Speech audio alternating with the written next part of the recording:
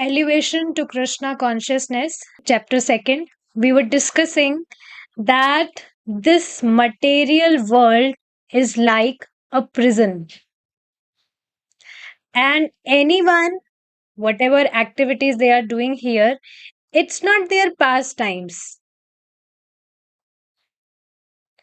Prabhupada ji explained with an example that just like in a prison, a jailer has to suffer all the sufferings. Same way, this material world is also like a prison house. And it's not like that government are so much enthused to construct such prison houses.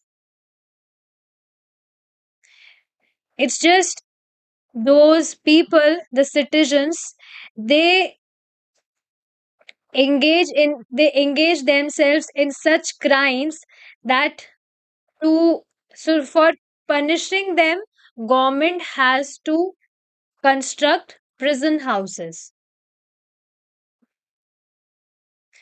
The prison house is undoubtedly constructed by the government only, but this does not mean that government is anxious for its citizens to put them in the prison houses. They just, for the sake of taking that disobedient citizen to the right way, government has to punish them, and that's why for that they construct the prison house. It is not done for the pleasure of the government, which has to spend a great deal of money in constructing and maintaining it. So yes, government is not doing it for the sake of entertaining people or something like that. On the contrary, the government would be very glad to demolish prisons altogether, provided that there are no disobedient citizens in the state. You only tell me that if there would be no such criminal citizens, so why would people even lock their houses? Why why people lock their houses? Because they have a kind of uh, they just they are just alert. They are just so much, what to say, they just want to be at the safest side, that oh, what if any thief will enter in our house, and what if they will steal anything from our houses? Animals don't steal anything. They will only steal food. Monkeys will only steal bananas from your hand, or whatever. They will only steal food because they want to satisfy their hunger, but they will not steal, they will not rob any jewelry or anything, any precious item from your house. But because there are such criminal citizens, such type of people, they do such bad things, that's why for the sake of safety people lock their houses. Otherwise there would be no need of locking houses. So that's why government has to construct prison houses. And of course, government will be very much glad to demolish prisons altogether, provided that there are no disobedient citizens in the state.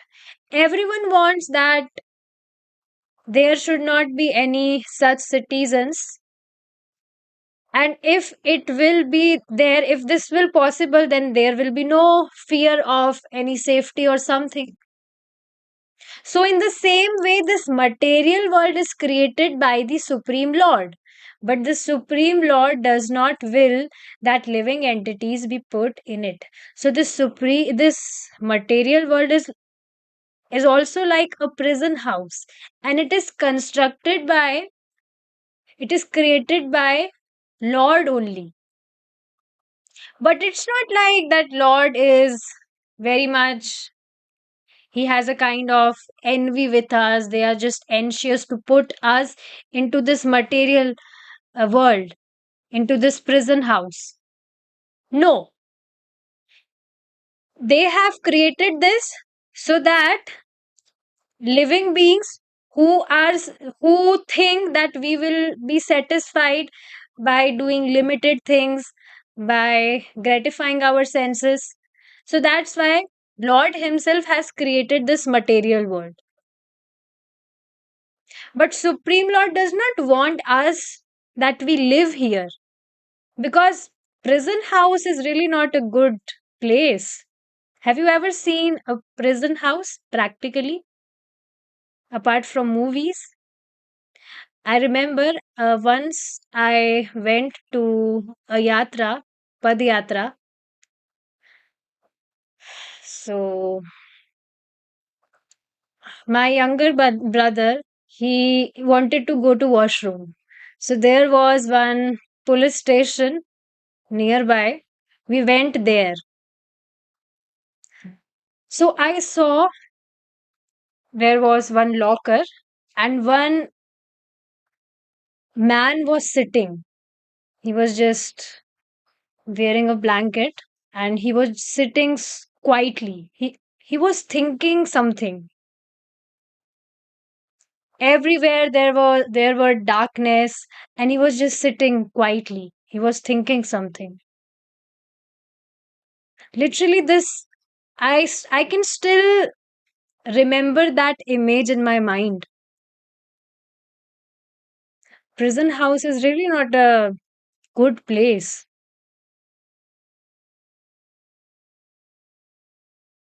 So because he might have did something wrong, that's why he's there in that prison house. So same way, you see that prison house is really not a good place. Same way, this material world is also not a good place. And devotees who practice their devotional services on the daily basis, they can very much relate with this. Because now we consciously,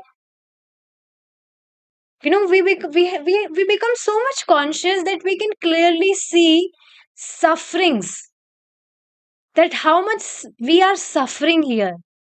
Any kind of pain we suffer in our bodies, or anyone come and shout on us like anything, or whatever other things happen with us, we we totally we become so much conscious that we can clearly see that this material world is really full of sufferings.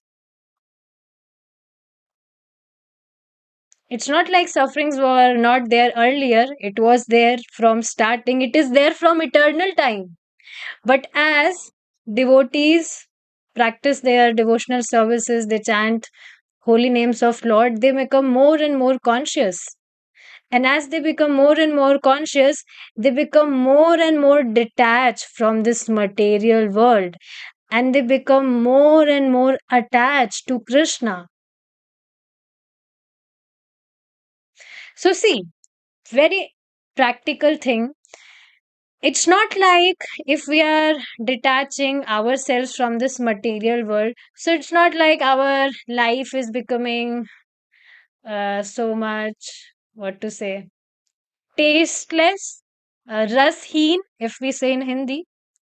It's not becoming rasheen, that there is no any rasa, there is no any taste. No, as we serve Lord Krishna, we actually experience great sense of pleasure in our lives.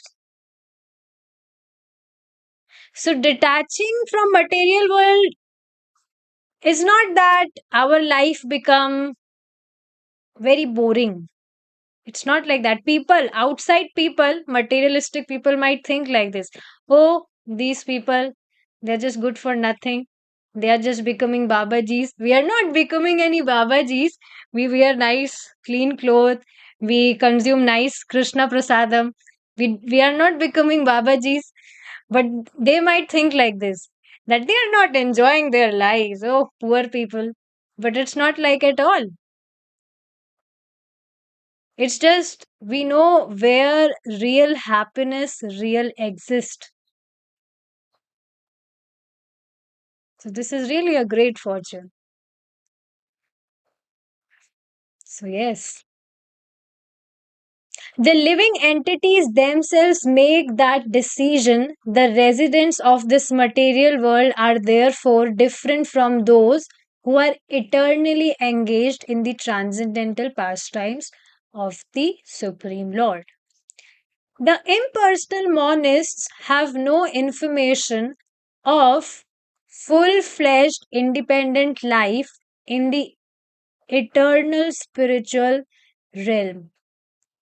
Now, these impersonalists, they have no idea about uh, that whether any such spiritual world really exists. According to them, the spiritual realm is simply void. This is like prisoners thinking that there is no life outside the prison. Very interesting point. Just like you will see any prisoner, if he is living in prison house for so long. So in prison house, he cannot live his life to the fullest. He will eat very bad food, stale bread. He will eat. He will not be relishing nice food, or he will just cleaning, whatever. I don't know what work they do in prison house, but I know this that it's not like they rest in prison house. It's not like they have to just sleep. They just have to take rest. No, they have to work a lot there. So yes, what I want to explain here, that people, you can see that people in prison house, they live a limited life, like very limited life. No nice clothes. They wear any bad costume, whatever costume is there. I don't know. So they live a very limited life there. So these impersonalists think that just like in prison house, prisoners live limited life, and because they live limited life in prison house, so they have no idea about those people who are living outside that prison house. Means they have no idea about the life of outside people. If anyone who is not in prison, they can, roam here and there, they can eat whatever they want, they can go for a movie, they can go with their whatever girlfriends and all, so they can enjoy. But in prison house, prisoner live a limited life, so they have no idea about outside life. See, life outside of a prison is certainly free from prison activities, but is it not devoid of activity? So what these impersonalists think, that in spiritual world there is nothing. See, what they think, that anything which is eternal, we cannot measure it. And anything which is eternal means infinite. So we cannot even see any eternal thing.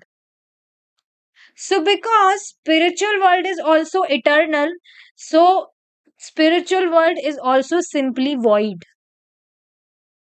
And because it is void, so there is nothing to do. We just have to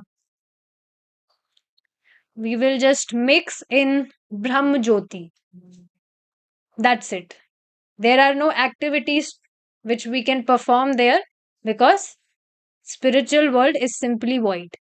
But what Prabhupada is telling here, that life outside Prabhupada is telling with this example, that the spiritual that this is like prisoners outside of a prison is certainly free from prison activities, but sorry, this is like prisoners thinking that there is no life outside the prison. Life outside of a prison is certainly free from prison activities, but is not devoid of activity. Means outside life is not limited as the life of prisoner, but that also doesn't mean that activities are simply void. Unlimited doesn't mean that it is void. The soul is by nature eternally active, but the impersonalists try to negate the activities of the soul in the spiritual realm. Thus, they misunderstand the miseries of prison life to be the pastimes of the Supreme Lord. See, this is practical thing. There was one uh, man. He's an old man. He's my neighbor only. So once told me, we were like talking, casually we were just talking. So suddenly, of course, spiritual talks. So suddenly he told me that God is formless. And after hearing this, I was just surprised because every time he used to greet me by saying Hare Krishna. When I used to say him Hare Krishna, so he used to chant whole Hare Krishna Mahamantra. So I used to become very happy. Wow, he's really a nice man. I used to give him prasadam, and he also used to give me fruits. But one day he told me this thing, so I was just surprised.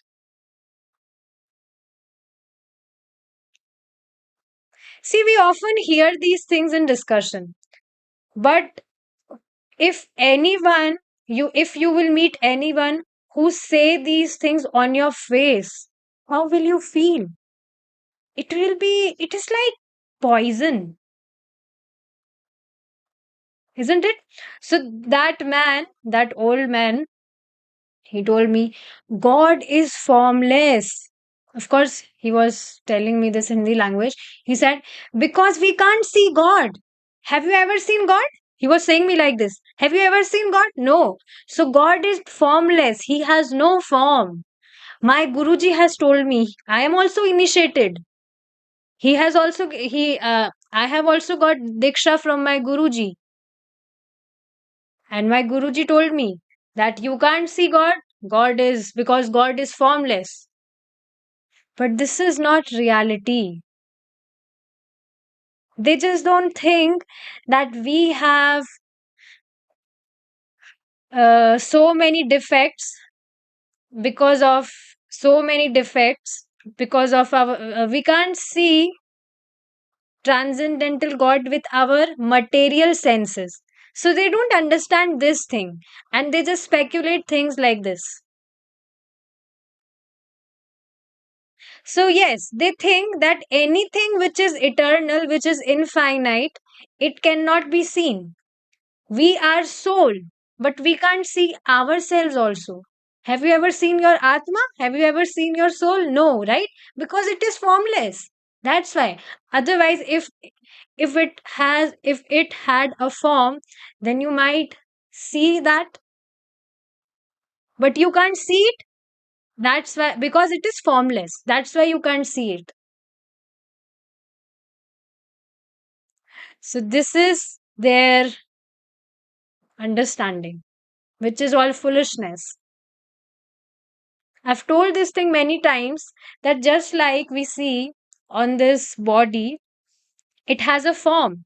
That's why we wear clothes on it. So our soul also has a form. That's why this body, this costume, we have wore this costume, this body on that soul. This body is costume only. We change costumes every birth. It's not like our body is floating in air. No, our soul has a form, and this body, this formed structure is there on the soul. So one should understand this thing. So these impersonalists, their understanding is like this only. And that's why they think that we can't see ourselves, we can't see God, so we will not be able to see spiritual world also. So there are no activities which we can do in spiritual world, and that's why you will see these people, they do more sense gratification. They don't control their senses, they don't perform any sacrifices. They think that we will not be able to do such sense gratification in spiritual world, so let's do lots and lots of sense gratification, because there will be no activities which we will be able to do in spiritual world. We just have to mix ourselves in supreme lord, not supreme lord, in Brahma Jyoti, the transcendental light. So they misunderstand this, like this. Thus, they misunderstand the miseries of prison life to be the pastimes of Supreme Lord. This is due to their poor fund of knowledge. So it is all foolishness. The Supreme Lord never creates the actions and reactions of an individual soul. In Bhagavad Gita, this matter is clearly defined in the following way. So we will try to recite the shloka.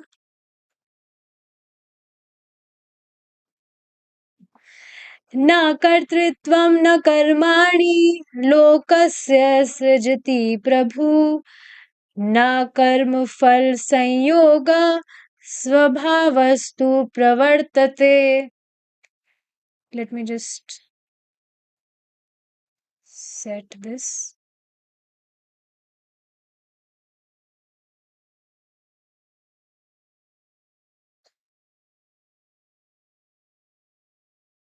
Hmm.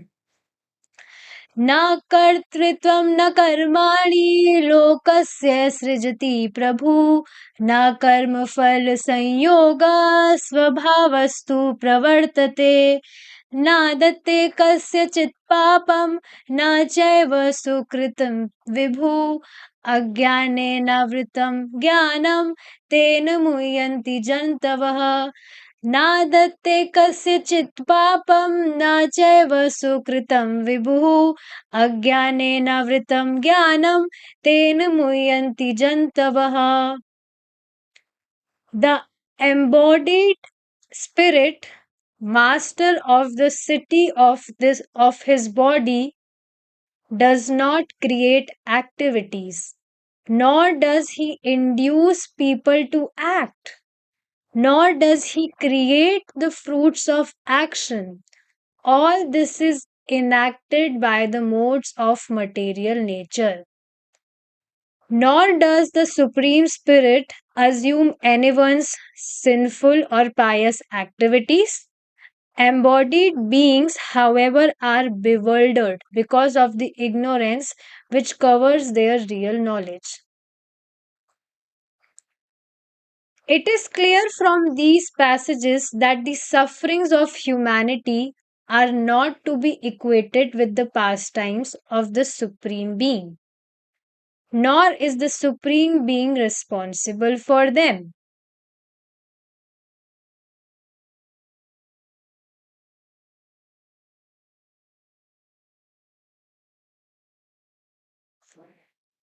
The Lord is never responsible for anyone's vices or virtues. By vicious actions, we are put into more and more distressful conditions, whereas by pious actions, we place ourselves on the path of happiness. So, one should understand this thing.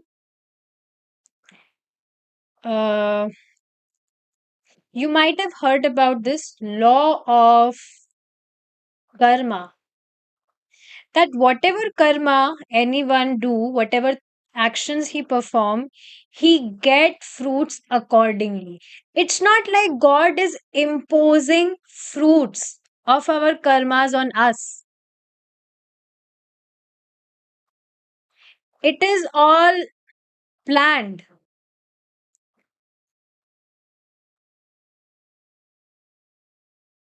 Means things happens like this only. Whatever karma, whatever he will perform, whatever actions he will do, he will he will always he will get fruits accordingly. He will get fruits accordingly. So it's not like God is imposing something on someone.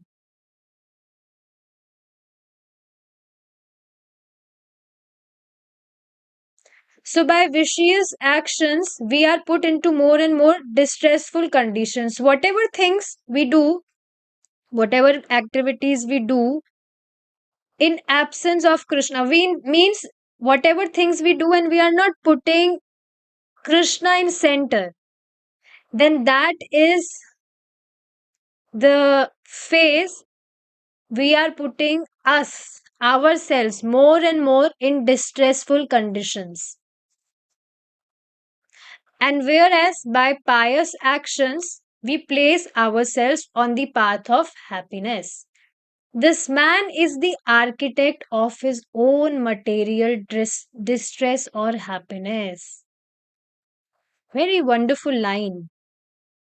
Man is the architect means he is the only designer of whatever material distress or happiness he is going through. So, Prabhuji often make us understand this thing that even you see anyone who might be shouting on us. First of all, he is himself bound to act like that because of his past karma. That's why you will see some people they are so calm by nature from beginning only. You will see they are always calm. They will not fight with anyone.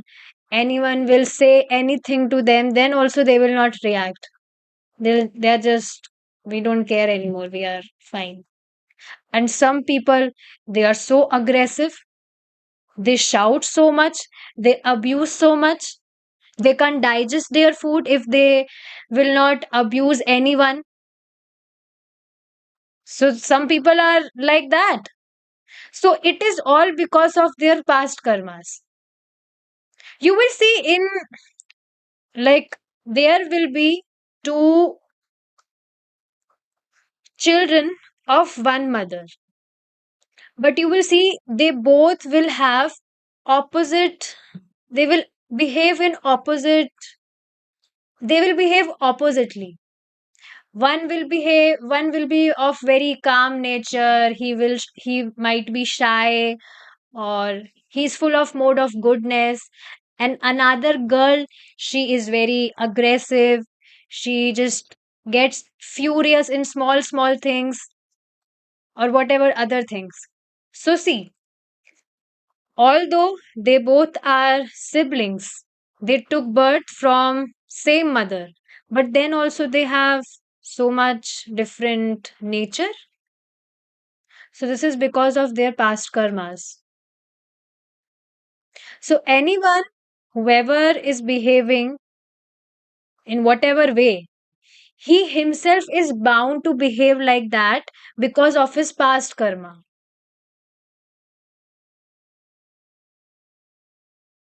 Many things are there. We can discuss many things on this topic. So we will continue this topic in our next class now, as our time is up now. We'll stop here now. Srila Prabhupada ki jai, Nitai Gaur Premanande, Hari Bol.